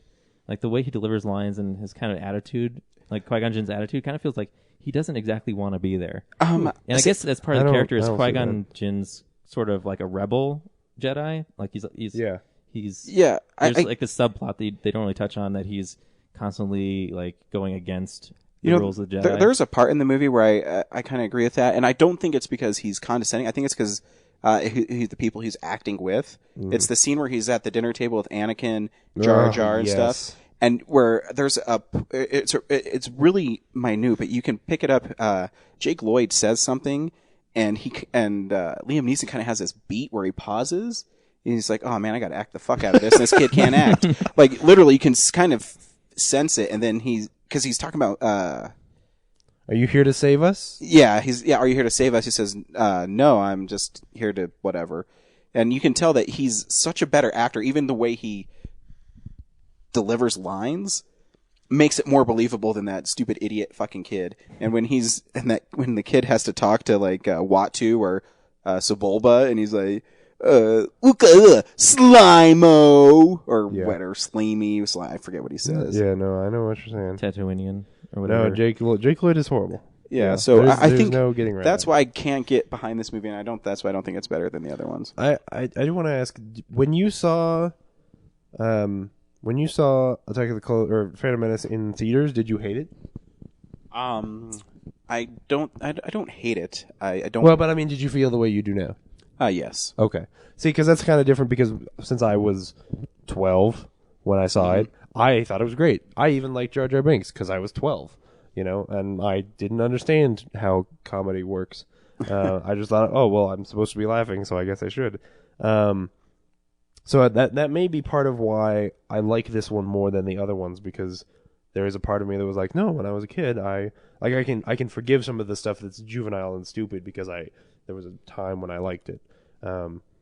But I still also believe that it's actually... See, and what I felt too then and I feel now is the first one doesn't advance the plot, where the second two of the prequels actually move the plot from forward, where the second one's like, oh, we pick up this kid because our warp speed thing doesn't work, and... But, I mean... I disagree. Attack of the Clones is like a big waste of time. Like, it should just... You could go from Revenge of the Sith should have been 2, and then... With the exception of his mom dying, that's the only thing that happens in Attack of the Clones. Well, and that is also... When's the last time you saw Attack of the Clones, though? A couple years ago. Yeah, because, I mean, there's also the part where the Trade Federation is still completing plans. That's why they're on that planet, because they have plans to not only release the clone army, that they have the plans for the Death Star and things like that. Yeah, absolutely. And I think that actually advances a story where you see why they're there, and it's starting of the Clone Wars. And it kind of gets back to the fact that 5 minutes of the movie. It kind of gets back to the fact that I hate that story, though. Like, what the prequels are about, I don't like. I think... But you can also go this way. Now, after Revenge of the Sith, there's still 18 years where you can have another Darth Vader story. I think it's also because Ewan McGregor is such a better actor than everybody else in these movies. Well, except for Liam Neeson. Yeah, they're at least comparable. I mean, because even Natalie Portman at this point and the way she delivers lines in these movies is not great Natalie Portman. No. This is not Leon or V for Hold Vendetta. Me Like You Did on Naboo. Yeah. I think that's a Revenge of the Sith. Anyway, so I think that's part of why I wish that these movies were just about him, because I'm like, he is an interesting, well-acted, well-written-ish character. I will say, I think Sam Jackson as Mace Windu in this one's really good. Oh, absolutely. Yeah. I like the whole. Actually, I like the whole Jedi Council scenes. Yeah. Because you do get that rogue Jedi from Qui-Gon, and where Yoda disagrees with him, and I do like those scenes because I think there's like cool tension there, and I think what's the name of the dude who plays Chancellor Palpatine? Valorum? Oh, Palpatine. I don't remember. It's the Ian. Actor, Ian McDiarmid? Yeah. Yeah. He's really good. I still think he's really good in the movies. Oh, absolutely, yeah. He has a nice kind of skeezy, sleazy kind of feel to him. And it builds up for three movies. Like, oh man, I can't wait till we get to see Darth Sidious like really kick some ass. And then you see it, and it's maybe the worst action sequence in any of the prequels. Of the Sith, yeah. Or maybe Frank Oz as Yoda is the best actor in the movie. Yeah. We haven't talked about this yet. This is the first time that I got to see the CG Yoda, and I think it feels like a better CG Yoda than is in the other prequels. Like there is a shot in, I think it's Attack of the Clones, where Yoda's sitting in his little pod and he's CG and he looks like he's 2-dimensional. Like, because it's a far off shot, he looks like he's this little 2-dimensional figure in the screen. And this looks like a pretty good Yoda, but honestly, there were lines that he delivers that, like, his mouth doesn't move enough, that I felt like he wasn't really getting the emotion across that even the puppet did. Because there are a couple of lines. One of them is the fear turns to anger line, and the other one is one during the scene later when Obi-Wan becomes a Jedi. And there are these two lines that I've always thought were like, oh, those are actually pretty good lines. Like, there's actually something going on there. And I remember the way that the puppet does it very well, because I've always thought, like, I've always liked that scene. But then when I saw it in the CG one, I was like, wait, it doesn't feel the same for some reason. I miss puppets, is what I'm saying. I don't know. I think the CGI actually looks better and moves better. Again, I watched them straight through, and I mean, also I guess Empire Strikes Back is 30 years old, but yeah, dude, when he's going through the stuff and he finds like the hot dog and eats it, like that's the best Yoda out of all the Yoda. That is the most realistic Yoda. Yeah, I guess it's hard to replace physical things with Yeah. things that aren't there. There's always a bigger fish in this sea. Oh gosh, what a horrible scene. But They need to cut out all the Gungans because the Gungans make no difference in this movie. They shouldn't be there. It gives the Nabooians an army. They could fight just with. have an army. Well, they're all in prison. They could just not all be in prison. I just That'd be wrote 20 convenient. minutes out of this movie that doesn't need to be there. Like, Chancellor Palpatine has given me power over everybody. That's my Natalie Portman as Queen Amidala. she Pretty is good. not good in that movie. She is not good. I understand what they Anyway. did with that though too, because they're trying to create, the real Amidala was different than the regal one, so she could have a decoy. Yeah. Which actually Which is a surprised the people in cool- my audience tonight. Really? Yeah. Who hasn't seen the movie? What? Apparently, these people. Wow. Wow. Yeah. That's a cool element to that movie. I like that little bit. I But like then the you have- idea of it, but I don't know if I. Then you have to deal with Boss Nass. Her decoy just acts so like I don't know what the point is of her acting so Yeah, Keira Knightley is not playing Natalie Portman. She's playing well. This She's playing more- her character, but I don't know why her character is so monotone and Yeah. robotic. Well, part of that is because they're clearly they're messing with the audio of her voice to make her sound more like Natalie Portman. Like when she talks, she has some Natalie Portman audio underneath her, so it's not just Keira Knightley's voice. I don't see why they just use Natalie Portman's voice all the way. Because that would sound Do you know that they changed too Darth Maul's unreal. voice? Ray Parks is not the voice of Darth Maul in the movie. Yeah. Oh, Because George Lucas says he doesn't sound very threatening. yeah. No. I'm going to You get know that what? blimey guy. I swear I He's am. 5 feet tall. He doesn't look very threatening either. Yeah, there's that But he one is an shot awesome of the swordsman. hallway where the Federation bad guys are walking Oh, down the yeah, hallway. yeah, yeah. It cuts away for 1 second, and like all of a sudden, Darth Maul's like the shortest guy in the room. You're like, why would they leave that in? I know it. And Liam Well- Neeson's like 6'5". Yeah, Yeah. yeah, and suddenly, in all the other close-ups, he's. Oh, did you notice like when Qui-Gon's talking to Watto and he's trying to get Anakin's freedom? In this one shot, focusing on Watto, suddenly Watto's like huge compared to like if you the reverse shot of that where you're staring at Qui-Gon, Watto's Oh, I kind see of a what regular you're saying. size, but when they do there's reverse shot where it's a little bit closer, even though it's a little bit closer, Watto's head is almost as big as Qui-Gon's head to his like the That middle might of be his effect chest. of the 3D. Yeah. Because Yeah. there was parts in it where actually I thought it did have depth. A lot of times when the characters were talking and there was a character with their back to him, I thought it actually had depth to it. But as far as the rest of the 3D, I was really hoping that the pod racing would be a little more I didn't notice it at intense. all in the Yeah, I pod didn't racing notice scene. it either. And then, yeah, that was kind of a bummer. There were a couple times where, and even once in the pod racing scene, where I knocked the glasses up to see, what does it look like without it. And there were a lot of times where it was basically like the only thing blurry was the background, and then Yeah. everything else was just. I did that during Duel of the Fates. Yeah, As- I did it once during Duel of the Fates. I did it when the shields kept on coming up. Oh yeah, And I pulled it up, and I mean the shields were blurry, so that was a part that was in 3D, and then the actors were still clear, which I mean actually worked. yeah, so. that makes sense.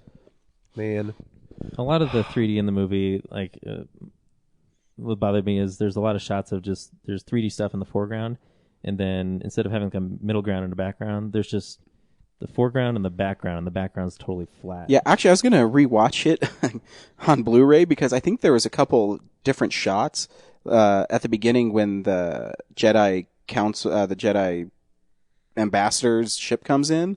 I swear that they make that ship come in a little closer to the camera to make it more 3D. And then there's a part where they're looking out a window where the window pane parts seem like they're really forced down to you. I don't remember them being in the movie. I'll have to rewatch it. Maybe next year. yeah, I really don't want to see Attack of the Clones. Did you guys see? Did you guys see the Ice Age cartoon before it? Yes. Oh, yeah. That was just It started off and I was like, oh, cool, a Scratch cartoon. The only good thing that ever came out of Ice Age. And then it ended, and I was like, oh, really abruptly. great, Yeah. more Ice Age. Here's all the other characters. Where's this going? And then you don't find out. It's just credits. Yeah. Yeah, that's the same reaction I had. And why is it in front of Star Wars? Because kids love Yeah. the Phantom Menace. Well, Fox. This Yeah, is I a movie know where a that. dude gets chopped in half with a sword. And blood sprays. Yeah. That was in 3D. Yeah. What about and there's that lockout preview before this movie too? Mm-hmm. Like, that seemed a bit dark and disturbing for. Yeah.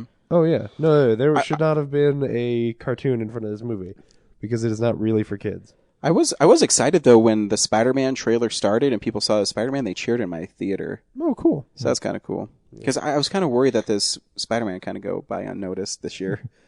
Because it seems so small compared to everything else coming out. So yeah. The only emotional time when anyone dies in all of the Star Wars prequels is when Qui-Gon dies, and then the laser field drops, and then Obi-Wan just starts kicking ass. And then that is the only time in any of the trilogy where I'm like, oh, get him.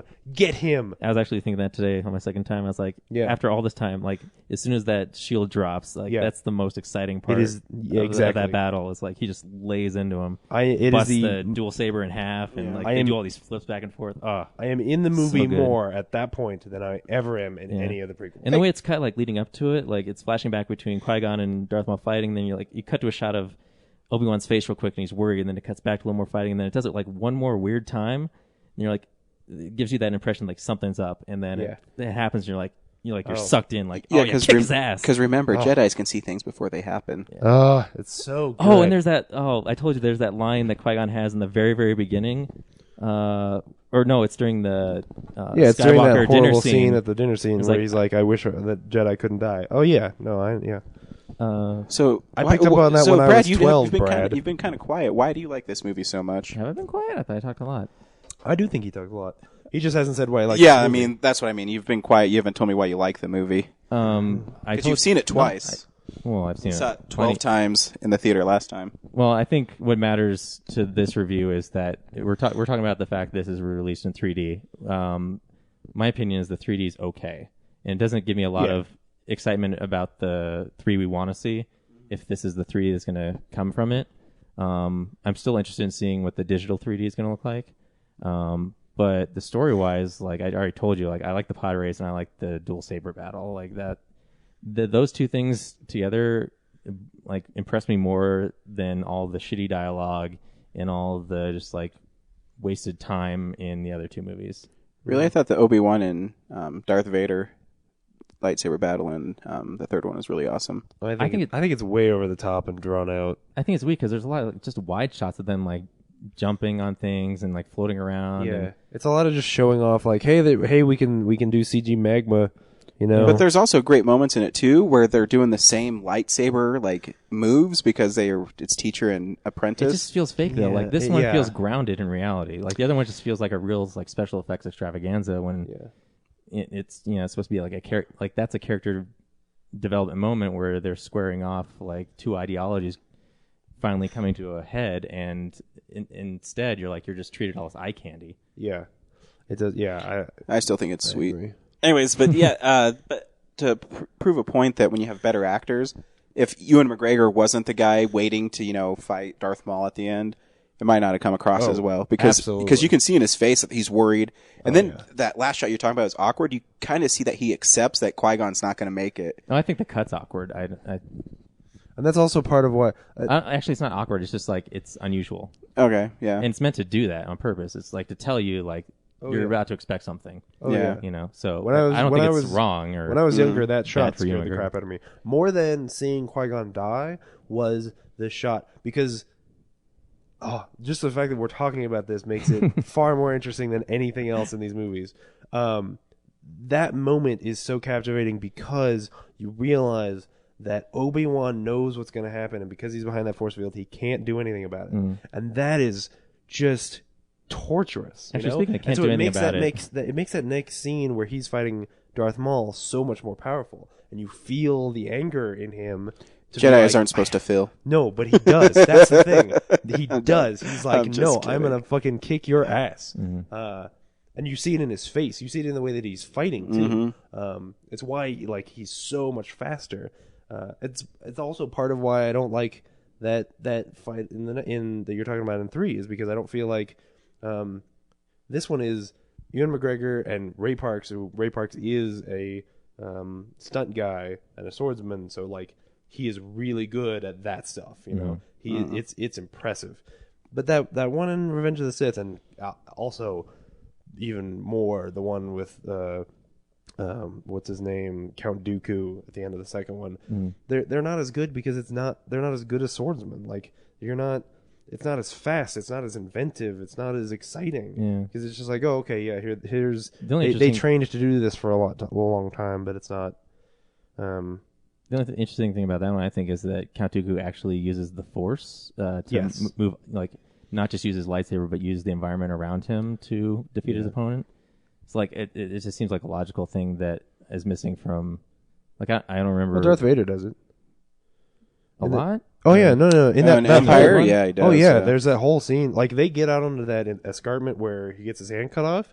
They get out there because he's like breaking windows and throwing stuff, ripping stuff off the ceiling and throwing it at Luke, Luke Skywalker. That is, Oh wait, you're talking about I thought you were talking about Revenge of the Sith. Oh no. Yeah. In actual Darth Vader. Yeah, no, I remember. Oh, Revenge of the Sith, they do. I think you guys need to watch Revenge of the Sith again. Yeah, because that last lightsaber battle. I mean, they're using the Force and. Oh no, they are. Yeah, and things like that. And I think, but they also use the Force in that it was one of those like crummy wizard battle things where like they both stick their hands out and then they like fight as if they're pushing the Force back and forth between each other. Like I hate that effect. Anyway, it's very Harry Potterish. We should tell our fans. Amen. It is. I'll put up a poll on our Facebook page on what is their favorite of their prequels, and I'd like to know. So no one can answer it like this week. Yeah. But no, I'll put it up. There weren't a lot of good answers to this. No, I'm gonna put out too. Why aren't all my friends fans of my podcast? Really? Oh yeah. You guys should do the same. Like really, because you just can't like it. You can then just hide all of the posts. Maybe they just don't like it. Maybe they don't. Dicks. You guys aren't funny.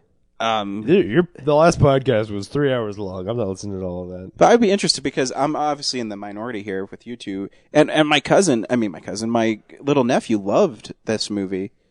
Well, he's 4. Yeah, like he should love this movie. But all of the stuff that we hate about it is made for him. Yeah, but he picked out the things that people our age like. The lightsaber battle and the pod racing. Yeah. I mean, I'd expect him to like the pod racing. What I'm saying is that the stuff that we hate is stuff that, now, he's going to be bored by the politics just as much as we are. That's why he asked. But all of the Gungan stuff is all stuff that's made for him. When he asked about Darth Vader is when it was like really into that. I'm talking about moving for votes of no confidence. Exactly.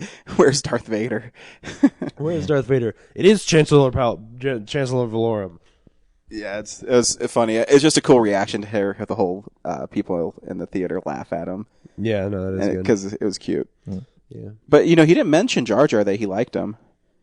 Ooh. So but it was really funny because what's cool about my nephew, too, is so when I dropped him off at my brother's house, my cousin was there, and I went and talked to my cousin because my brother lives with my cousin now, and they were upstairs, and I came back up, and my little nephew was watching Batman Begins. Dude. He's the coolest little kid ever. Good choice. Yeah. He's 4 and he loves Jaws and Batman and Jaws. That is too cool. I asked him if it was scary. He said it was scary, but he knew Chief Brody was going to get him. And that he called him by his name, I thought was amazing. Like he remembers Chief Brody's name because that's how much he cares about Chief Brody. Mm-hmm. And the shark blew up and it roared. Yeah. Oh, gosh. Anyways, so next week we'll be seeing Ghost Rider, Spirit of Vengeance. There's no question about this. We have to see Ghost Rider. We are not going to be seeing it in 3D, though. No. Sweet. We will be seeing it in normal 2D. Yeah. That's the other half thing I saw. Jonah Hex. Written by Neville Dean Taylor. Oh, wow. Yeah. Wait, it's written by, not just directed by? It's 2/3 written by. Really? Oh, okay. Oh, man. That movie looks so bad when you saw it. Yeah. It has potential to be cool because, I mean, the idea behind the comic I think is really cool. Yeah, but they also add a bunch of stuff that is not the comic. Yeah, that's what I heard. He's not supposed to have like these weird supernatural talk to the dead powers. Yeah. And when Josh Brolin after the movie was done said it was stupid. It also had Megan Fox in it. Yeah. I saw the end half. Yeah, it was pretty forgettable. So we'll be seeing Spirit of Vengeance with the awesome Nick Cage. Directed by Neville Dean Taylor. Do you have a B movie script that Nick Cage can act in? Because he will do it. He is broke. He is broke, sadly. Which is also the reason Help me why out, guys. I'll do anything. This is also the reason why these prequels got made in the first place was because George Lucas because he lost too much money in a divorce. So yeah, you can like us on Facebook. If you're a friend and you're a friend on Facebook, you should like us. That's weak that you don't. Real Nerds Podcast. You can also read our blog. Like this week I was out of town, so I actually wrote reviews, typed them up, and that's pretty good. put them up there. It's realnerds.tumblr.com. You can email us, realnerds@gmail.com. You can follow us on Twitter, real_nerds. And I don't think I'm forgetting anything, am I? I don't know. That's not my job. Buy Birdman Barbecue at your local Ace Hardware store. This has been a Nebulous Visions production. I am Ryan. I will talk to you next week about Ghost Rider. Bye. Bye.